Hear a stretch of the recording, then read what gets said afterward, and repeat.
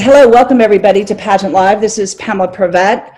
I want to let everybody know that I have been interviewing some very amazing young women.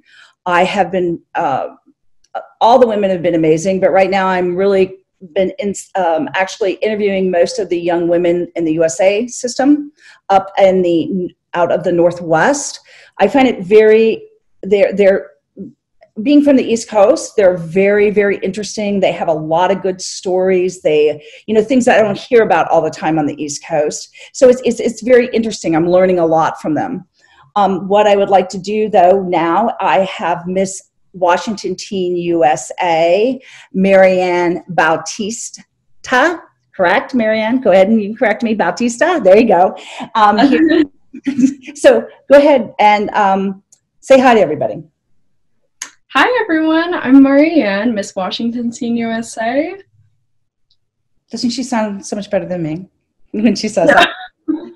So tell me a little bit about yourself. Tell me a little bit about your background as far as I want to jump to the boarding school. I thought that was very interesting. Being from Seattle and you went to boarding school in Boston for 4 years. Tell us a little bit about that and actually what you wrote about.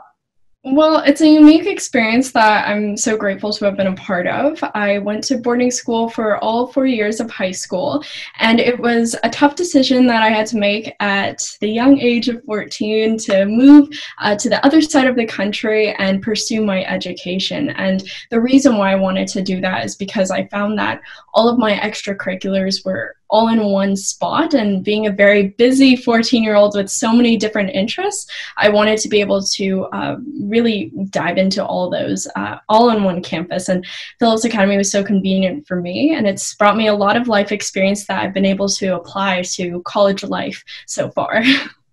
Oh, so interesting. Usually, we always hear of, oh, you're going to boarding school, and the kid's like, no, you actually wanted to go. Yeah, actually, it's a joke with all my friends. They ask me, what did you do that made your parents send you to boarding school? And no, not that kind of boarding school. So I think that's just absolutely amazing. So one thing also, too, you're a classically trained singer. So tell everyone a little bit about that. Actually, not a lot of people know that I sing classical French music. I was studying French in middle school, and I wanted to be able to sing in a different language, and a way for me to do that was through classical French music.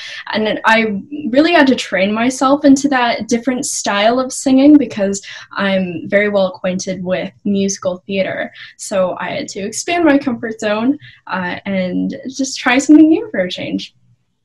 I think that is absolutely amazing. And also, of course, you are the coxswain for a men's top varsity crew team. That's amazing. Tell us about that. And do they always I shouldn't say that, but it's a little unheard of that a woman is in the men's, crew team. So tell us how that happened. Yeah.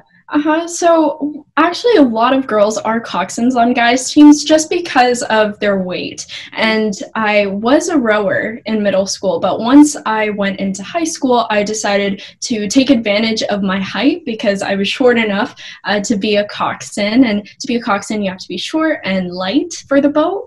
And I decided to join the guy side because I found out later on that my coxing style and my directing was more suited for the men's style, which I thought was pretty interesting, especially because they're very competitive in races, very competitive when it comes to that.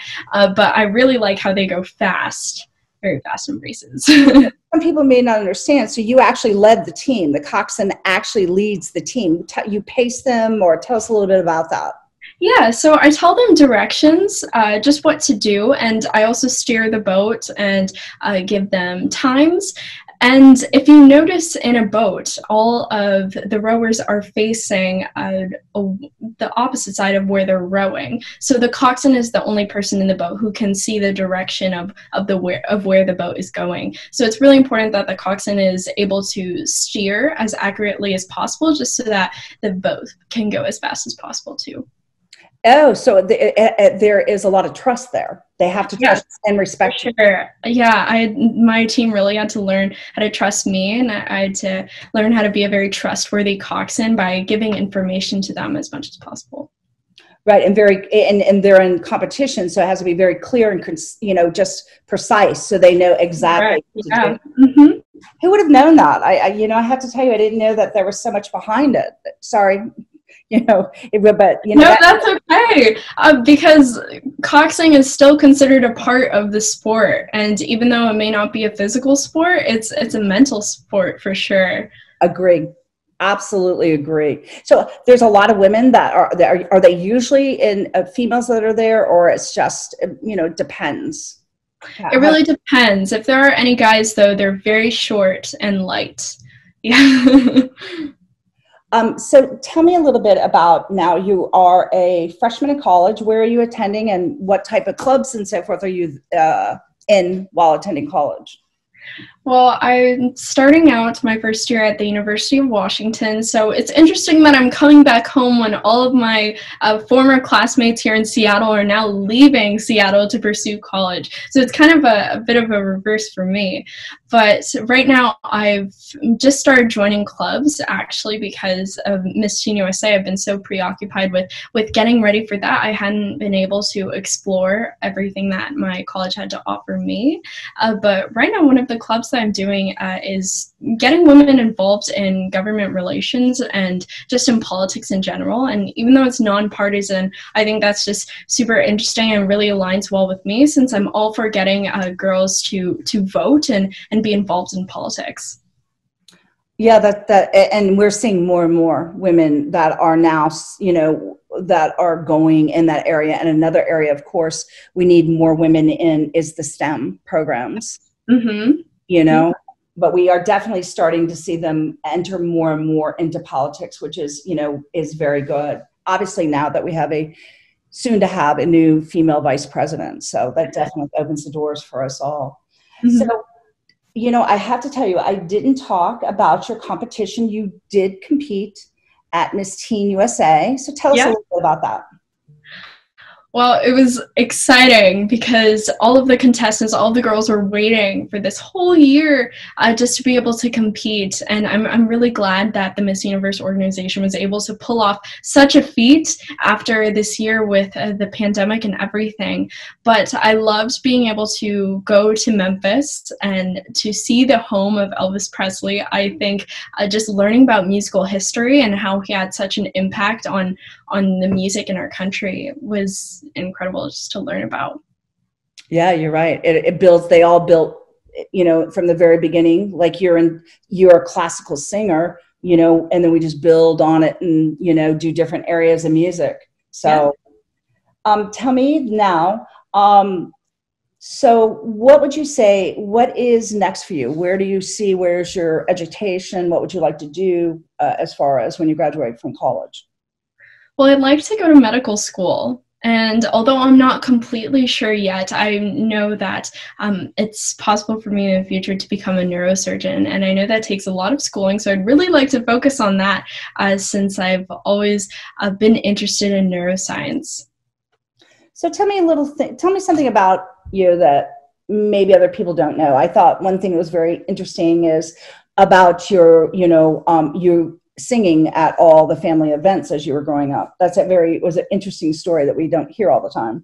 Yeah, I think something that a lot of people don't know about me is that I used to have stage fright, and it was really bad stage fright, and I almost stopped singing because of it, because it just made me so nervous performing in front of a crowd. But I think pageantry has really helped me overcome that obstacle and become more comfortable just singing in front of a crowd. Okay, so give us a tip. How did you work through that? Well, I think just preparing for pageants, even though I think the interview competition, I think that surprisingly helped me a lot with being able to be comfortable in talking in front of people. And I think that's also applicable to singing in front of others as well. So I think preparing for interview and just being able to talk to others, especially a big panel as in the USA system, helped me a lot more than I thought it would. Also, just with practicing formal wear and stage presence and even your on-stage question, that just helps a lot with that comfort aspect of performing. Wait, so you really can see the people while you're up there performing with the lights in your eyes and you're just, singing your heart out. You really can see the people? I can see the people. I can see the people. When I started singing out, my parents taught me to sing to the people and to really look at the people, just so that the audience would be able to feel the emotion of your song. So subconsciously, yes, I do see the people. Oh, but it makes sense. Then you connect with your crowd. Yeah. That really makes sense. So we are almost to the wrap up. Where can people follow your journey? What is your social media handles, and how they can get in touch with you? Well, I'm active on all major social media platforms, and you can follow Miss Washington Teen USA on Instagram, Facebook, Twitter, even Snapchat. My personal is my name, and they're linked to each other, so hopefully you'll be able to find me then. You guys are on Snapchat too? You have to Snapchat? Yes, yeah, we are on Snapchat. Even though we're not like totally active on it, we still have it. Do you have a filter too? Knowing Maureen, you guys have a great filter that you have to put on. I wish. I should ask Maureen about that. So what we do at the end, we always have a lightning round, and it's just to get to know somebody a little bit more. Okay. So if I was to ask you, what's your favorite color? Radiant Orchid. It's a shade of purple. Oh, that sounds beautiful. I love purple. Your favorite singer? Oh, that's so hard. I love Lea Salonga. She was the voice of Mulan and Jasmine, the singing voices. She's Filipina and an epic Broadway singer. She also played Eponine in Les Miserables, which is my dream role on Broadway. Yes.